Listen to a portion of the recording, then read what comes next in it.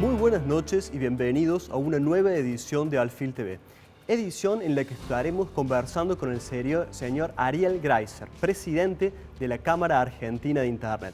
Adivinarán ustedes por nuestro invitado de hoy cuál será el tema de charla y desde luego va a ser el decreto de necesidad y urgencia anunciado por el presidente Alberto Fernández, por el cual los servicios de televisión por cable, telefonía celular e Internet pasan a ser considerados servicios públicos y esenciales. ¿Qué significa en la práctica esto? Significa que los precios que antes estaban regulados por el juego de la oferta y la demanda, con una amplia injerencia, desde luego, de los mayores oferentes de estos servicios, a partir de ahora serán tarifas y los oferentes deberán convenir con el Estado o pedirle autorización para incrementar estas tarifas.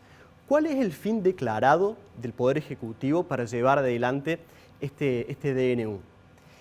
En teoría, según se apunta, lo que se busca es que una mayor parte de los hogares argentinos accedan al servicio de Internet, que es considerado como un servicio esencial, con mucha lógica a esta altura del siglo XXI y teniendo en cuenta las circunstancias que atravesamos, tiene mucha lógica que el servicio de Internet sea considerado un servicio esencial.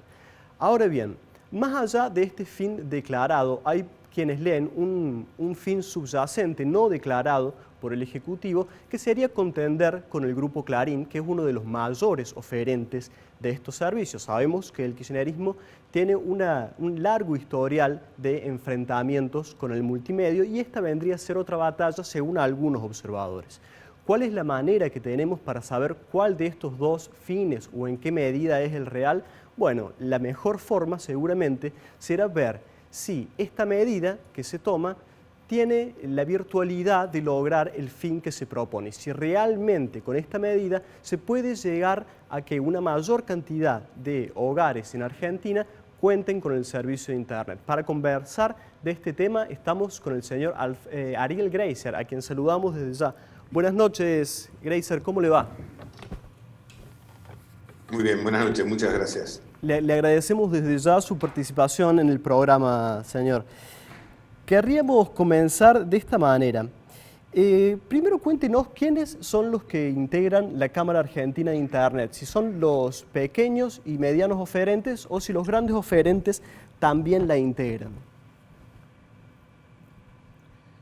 La Cámara Argentina de Internet, CABACE, tiene sus orígenes hace más de 30 años y hoy la integran todas las empresas y organismos de distinto orden que entienden que Internet los atraviesa y es su principal negocio. Tenemos todos los pequeños prestadores de Internet de la República Argentina y casi todos los grandes también. Pero es una asociación que también incluye al Estado Nacional, estados provinciales, empresas provinciales, municipios, todas las universidades públicas, la Universidad de Córdoba es parte de nuestra asociación, así como otras universidades públicas, muchas universidades privadas, proveedores de contenido, proveedores de acceso, desarrolladores de herramientas de Internet de las cosas, muchos verticales distintos están incluidos dentro de nuestra Cámara. Bien. Greiser, nosotros hemos leído un artículo de su autoría en el que usted explica que este DNU solo va a redundar en una mayor concentración del mercado. ¿Podría contarnos por qué desde el sector, desde la Cámara Argentina de Internet, se tiene esta idea? Sí, cómo no.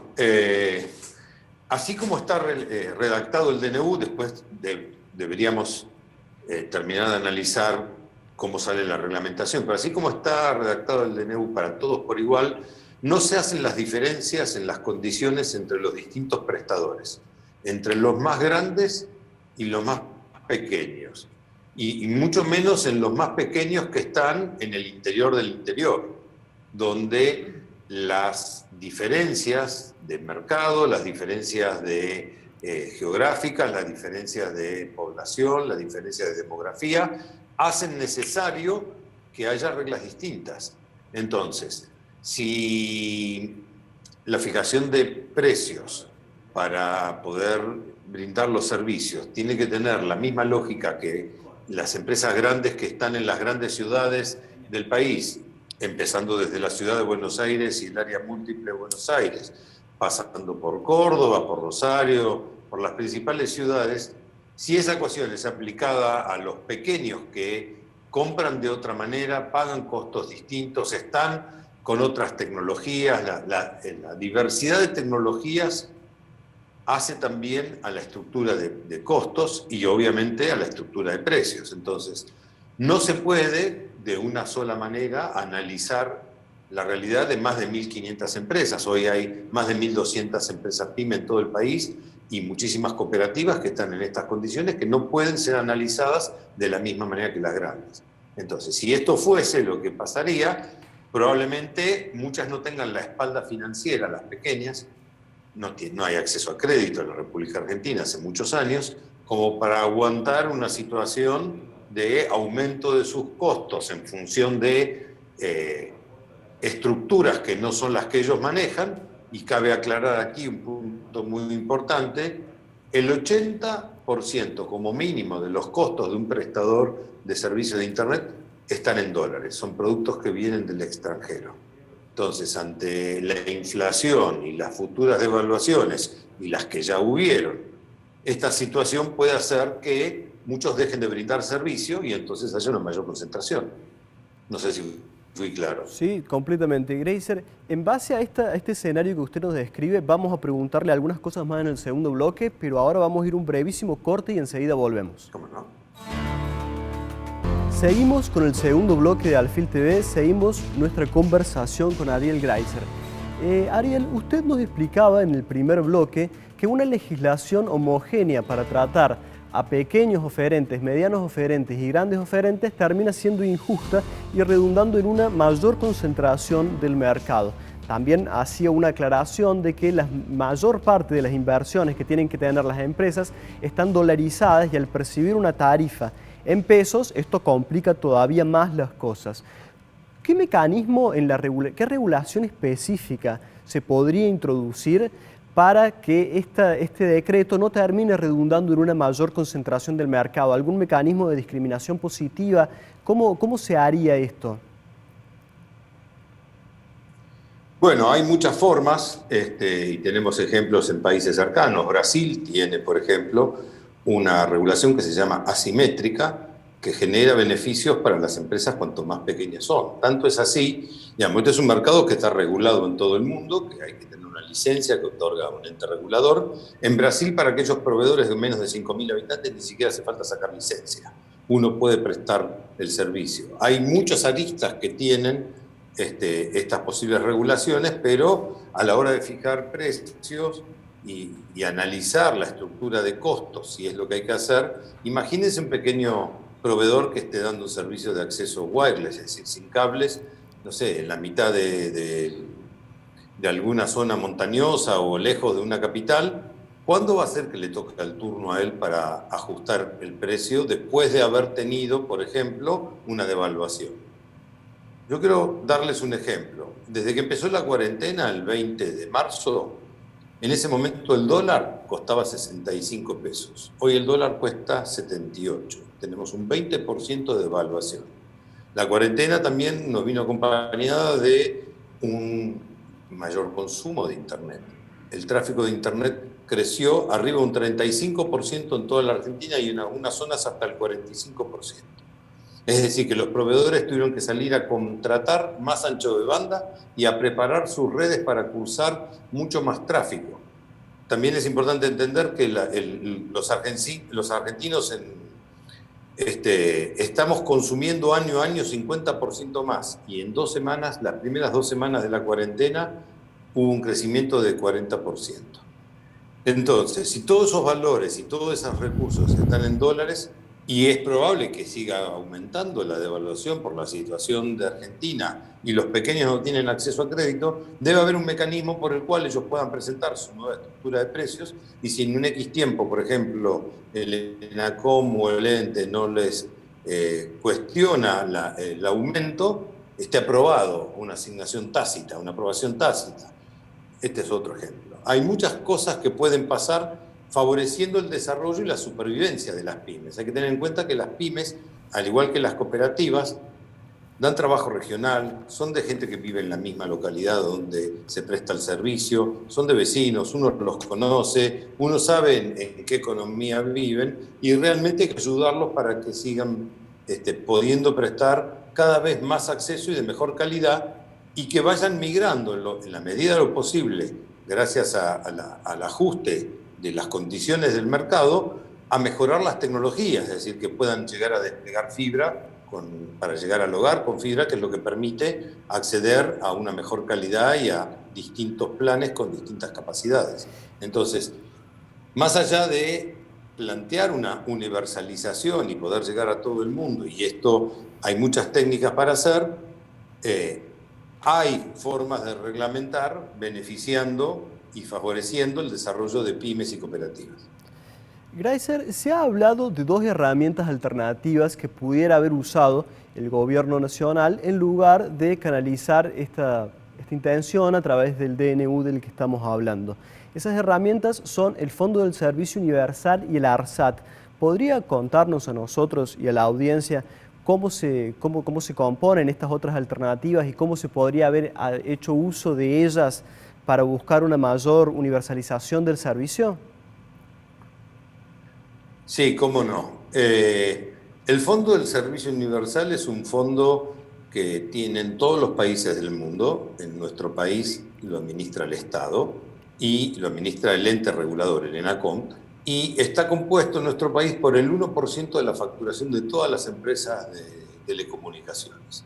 Es un fondo que tiene mucha plata y que está creado específicamente para subsidiar y desarrollar planes universales para llegar a que todos puedan tener acceso a Internet, a las telecomunicaciones.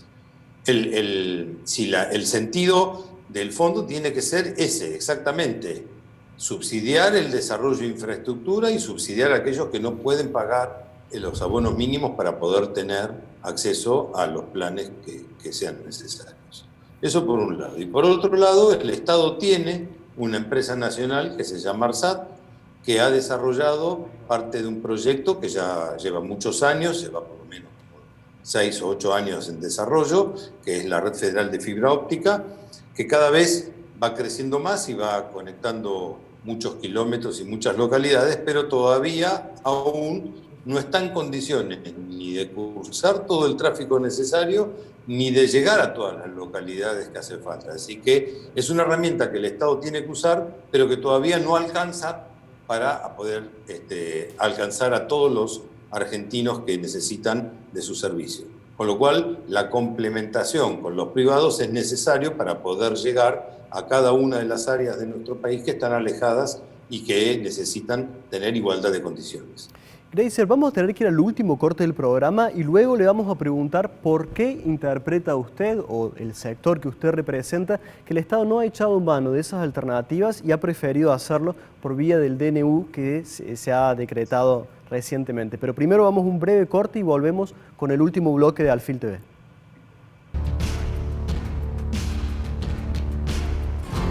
Volvemos con el último bloque de Alfil TV, seguimos conversando con Ariel Greiser y vamos a tratar de aprovechar para sacarnos unas cuantas dudas que todavía nos quedan. Ariel Greiser, usted estaba recién relatando cuáles eran otras alternativas que el Estado Nacional hubiera tenido disponibles para propender a una universalización del servicio sin llegar a decretar a firmar el decreto que se acaba de firmar la semana pasada. ¿Por qué cree usted que no se echó mano a esas herramientas y se buscó hacerlo vía DNU? Y se lo pregunto con el trasfondo político que esto tiene, porque usted sabrá que hay muchos que entienden que detrás de esto hay una nueva ofensiva del gobierno en contra del Grupo Clarín. ¿Cuál es su interpretación, Ariel?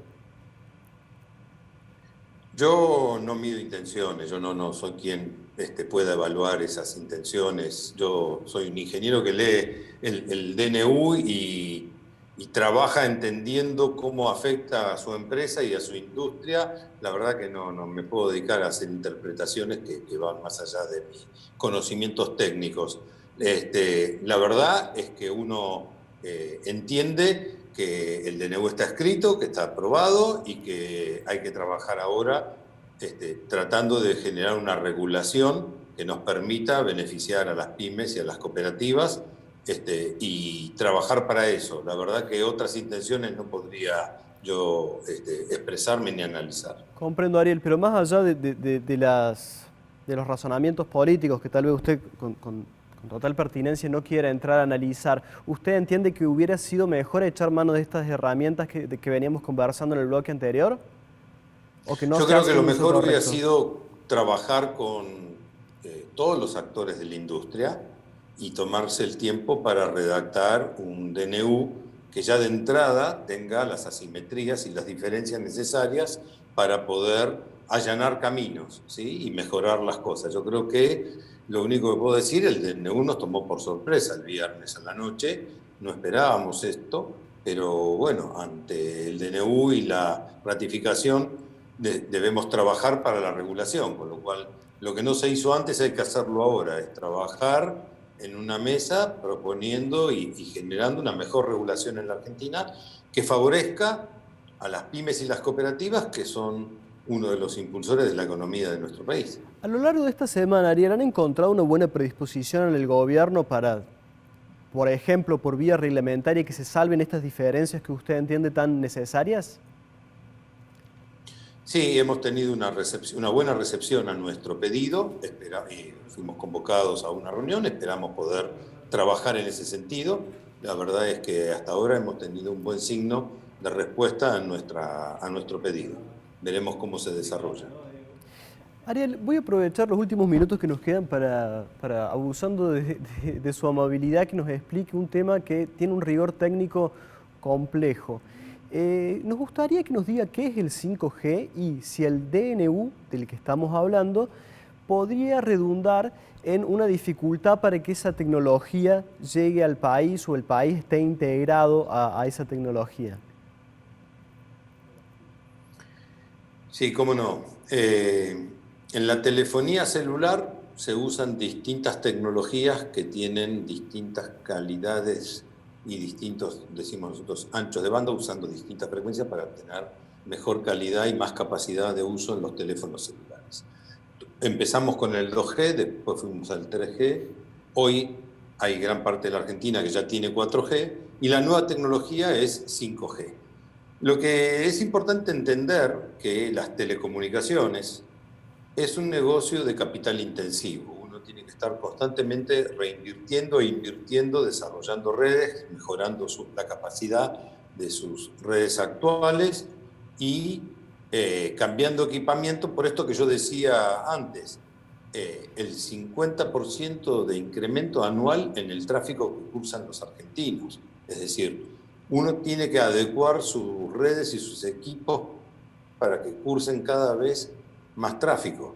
Eso implica constantes inversiones. Entonces, lo que yo puedo sí analizar de un esquema de precios fijos o tarifarios o que dependan de la aprobación de un ente regulador es aquel que vaya a retrasar las inversiones.